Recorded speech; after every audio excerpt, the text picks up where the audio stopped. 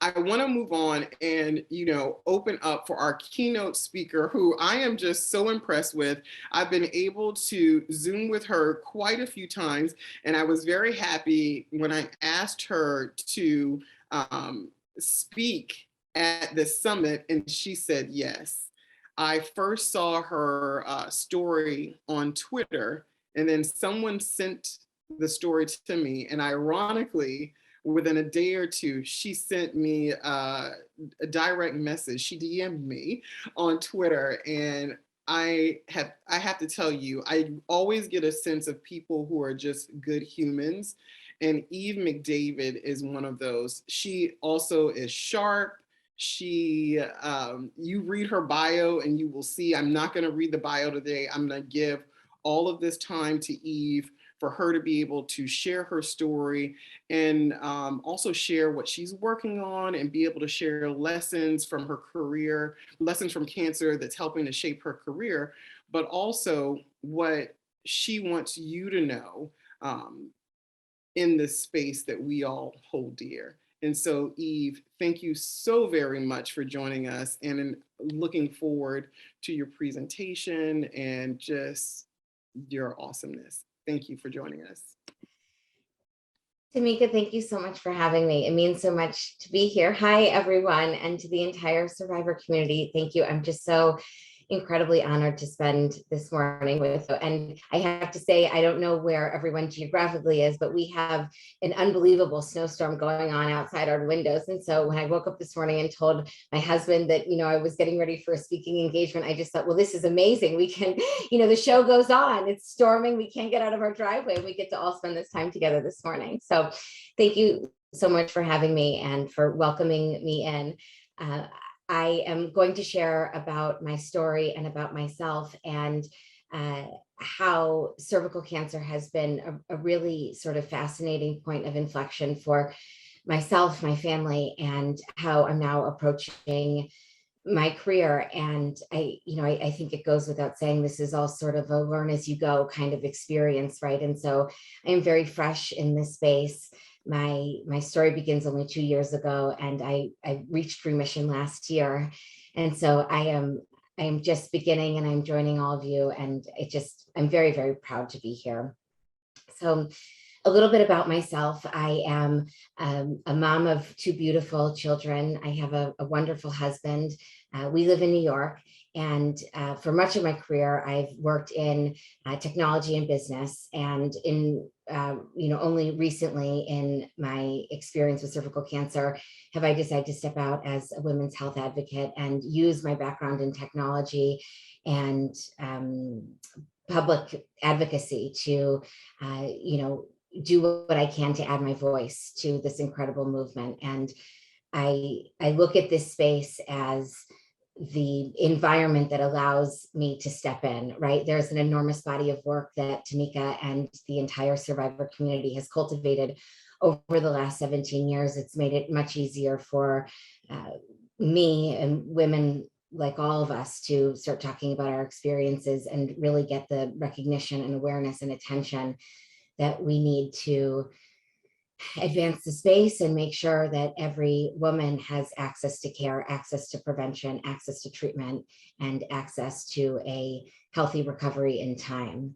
And so I'll share a bit more now, and at the end we have some time for questions. So please don't be shy. I'm an open book, and anything that I can do to chat about myself or offer any insight into any questions that you have, please absolutely feel free. We'll have that portion at the end. My journey with cervical cancer began much like every day of my career for the previous 15 years. I was booked, busy, and bothered, only I presented just the first 2 to the world. I'd been on the phone with an important person discussing an important project, and I briefly disconnected for a prenatal exam, an appointment after which time forever moved differently. I was 35 weeks pregnant and praying for a healthy delivery, and my doctor performed a pelvic exam. She discovered a tumor when she felt my cervix. Refusing to feel fear in that moment, I fell back on what had been a really trusty coping mechanism. I sent myself right back to work. I went back to the office and tied up loose ends because it was my last day of work before maternity leave. And I was set to begin the next day and hopefully had some calm before my baby arrived. But of course, everything happened very differently. On cue, the next morning, I first learned that I had cancer, and it truly shattered everything I'd ever believed I knew about myself. In the next 24 hours, I accepted the certain terms of my uncertain survival: an immediate C-section for my son, who was born 5 weeks prematurely, although healthy, a miracle, truly. Foregoing breastfeeding to store my strength for battle, and agreeing to infertility and menopause as unfortunate side effects I'd never fully comprehend in the moment. My husband, as soon as he heard the news, he paused his therapy practice indefinitely to devote himself entirely to my care. If it didn't break our way, he'd tell me later, I wanted to know I'd done everything I could to save your life. Or at least, he continued, I made sure to spend as much time with you as I possibly could. Tirelessly, for the next week, in the midst of our beautiful son's arrival, my husband secured second opinions so we could hear from a choir of the best doctors in the world. The only way out is to go through this. And so somehow I began. 2 weeks later, I was in treatment, and the regime was aggressive, matching my aggressive, unpredictable disease. I tolerated chemotherapy, drugs I'd previously only understood as an idea. I toiled my way through external radiation, reaching deep into my teenage recesses for favorite musical artists to accompany me each week, offering melody to the machinery that targeted my tumor. And as the world reached a collective fever pitch with the rapid onset of the COVID-19 pandemic in New York City, I showed up daily to the global epicenter, while fearless physicians administered curative internal radiation, brachytherapy procedures that first brutalized me and then rebuilt me. In treatment, as always, I was a star. My tumor melted faster than my doctors had ever seen with someone with my staging and diagnosis. And that was positive reinforcement. It took me more than a year to hear, let alone internalize. Still in shock, unable to trust good news so speedily following bad, I quipped as I deflected, oh, I forget we're not meeting at my day job. It's very on brand for Eve McDavid to exceed expectations. And I was terrified. The evening after my final procedure, when in another time I'd begin the long journey of recovery at home, we fled our beloved city for lower density living, for I was a newly immunocompromised, a terrifying condition in the early onset of the pandemic. From diagnosis through treatment tip to tail, it was 10 weeks, 2 weeks shy of a full quarter, the interval by which I'd become accustomed to measuring my performance and myself, for many of us, for my entire career. In hindsight, it remains my most successful quarter to date. Until cancer, I felt most comfortable being busy, like triple booked busy. Learning to be extra judicious with how I spent my time. I always spent it on the world first, though, before myself, my husband, and my first baby, our beautiful daughter. I spent my husband's birthday at an offsite, my own on a red eye. I watched my daughter's first steps by video from an Uber in another city while she up and sprinted across Prospect Park's great lawn. And now, in the aftermath of cancer, stripped of every foundational system, routine, and identity, as I endured a lifetime of life events at warp speed, I was floundering. I was not doing well. Far from it. I was terrified, angry, vengeful, and bone tired. Ill-equipped and just plain ill. I was finally the full-time on leave to my 2 babies I'd hoped to be. But in a shut-down world as a hobbling young family in our own personal pandemic wilderness. Soon I was drowning. Treatment eviscerated my senses. From the chemo, I lost my appetite, my sense of taste and smell, my vision blurred, and in my ears, I heard ringing. All that was left was feeling, and I was feeling unlike myself. As the weeks turned to months with no end in sight, I realized I was becoming the woman I'd always feared. Still perfect in the albeit small ways, I showed up to the world, but unhinged and unraveling at home. I thought about what my daughter might say when people asked her about her mother. Would she feel the rush of love when she thought of that woman? Or would she tense with the knowing smile? Someone who knows privately one woman at home and another in the world. Being honest with myself, I didn't like what I saw. And so with help from my husband, my therapist, and the few close loved ones who are my mirrors, I continued the hardest work of my lifetime, facing myself, the woman I believed cancer would break, though somehow I was still so alive. Through the darkness, my husband and I fought to see the future. What would we now build with this gift of a second chance at life? For the first time in my life, I learned to ask for help. Help to me looked like time and space away from the world to allow myself to finally heal. I thoughtfully reorganized my life based on new priorities, myself, my husband, and our children. And then the nice to have, everything and everyone else. Today, I'm sharing what I've learned from cervical cancer and how it now profoundly impacts how I show up in my career. It will look different for each and every one of us. And so my hope is that as I share these following lessons for myself, there may be some applicability as you navigate your own experiences in the aftermath and existence, really, too, of cervical cancer. Cancer, like any crisis, offers us the chance to be clear and intentional with the choices we make. Some, very sadly, must come from necessity. They will be time sensitive, forced, and final. Others will be new choices we make every day we're lucky enough to wake up. Who we are in this world, how and with whom we share and spend our time, our energy, and our love. Here's how I learned to find purpose in the pain, to make sense of the noise, and to be proud of myself at home and as a professional woman in the world.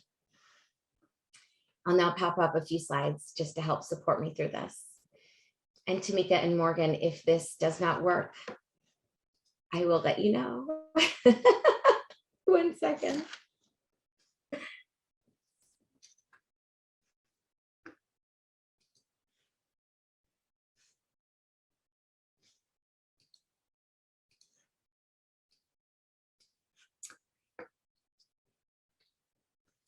How's this showing up? Good. Okay, wonderful. That's great. I learned to use my voice. I started asking small, and then I learned to ask for the world. My diagnosis occurred during a primetime moment in my career. I'd recently started in a high-profile and meaningful role, and I truly had to put a pin in it to recover. As hard as treatment is, recovery is its own dubious animal. Originally planning to make a swift return, I instead was so fortunate to access extended leave options to fully heal physically and mentally without splintering my identity, resisting the old urges to show up perfect when I was still sick inside.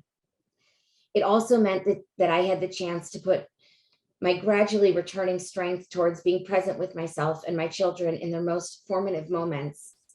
Like when I realized that my daughter hadn't just up and walked across the field at Prospect Park, because I witnessed my son slowly becoming an upright being for the 8 weeks before he also took his first steps at 15 months. It meant being there for my husband when he wilted after caring for me for so long. And so you must find trusted folks in your network. This may be your manager, a mentor, or a friend who's gone through something similar, and a partner in HR to navigate these complexities together. Ask about the financial support and legal protections in place for your employment. Push for the time and benefits without guilt. You'll return to your life in the world when you're ready, not when it's time. There's a difference. Remember that. The next lesson I learned was to lean on my team.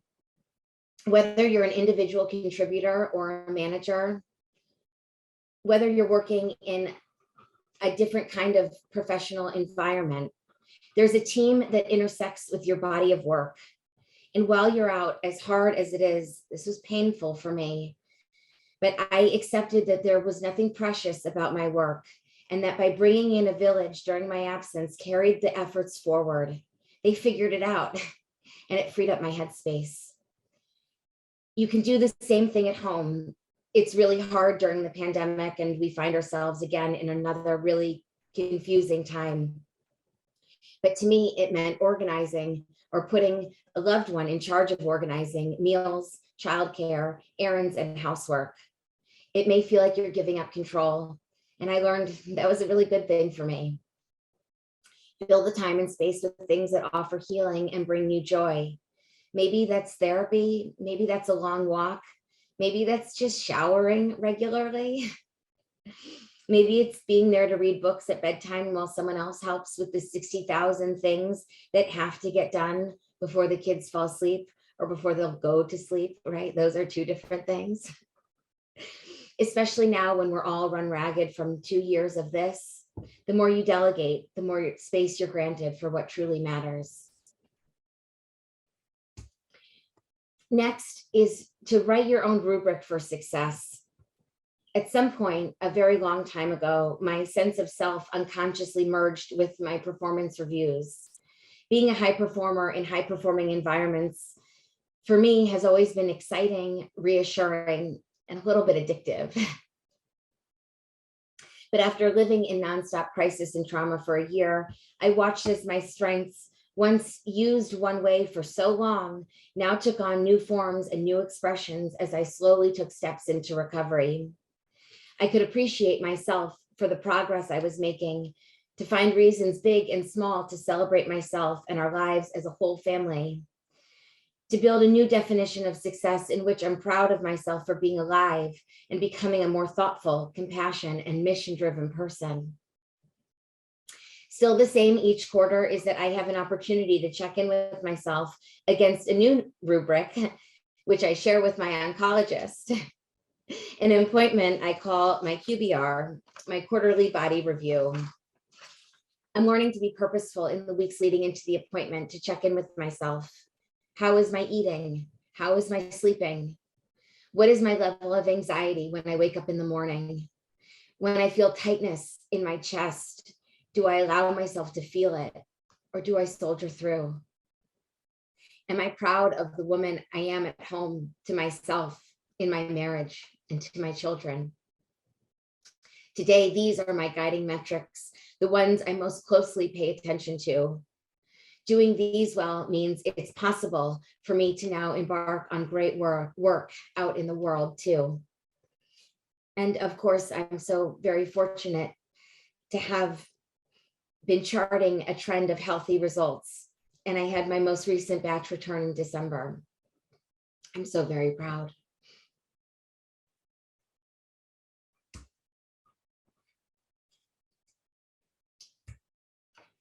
And finally, I've learned that the time is always now to be who you want to be. Disclosing my diagnosis publicly was not easy for all the reasons, spoken and unspoken. Women experience pressure, judgment, and obligation in our careers.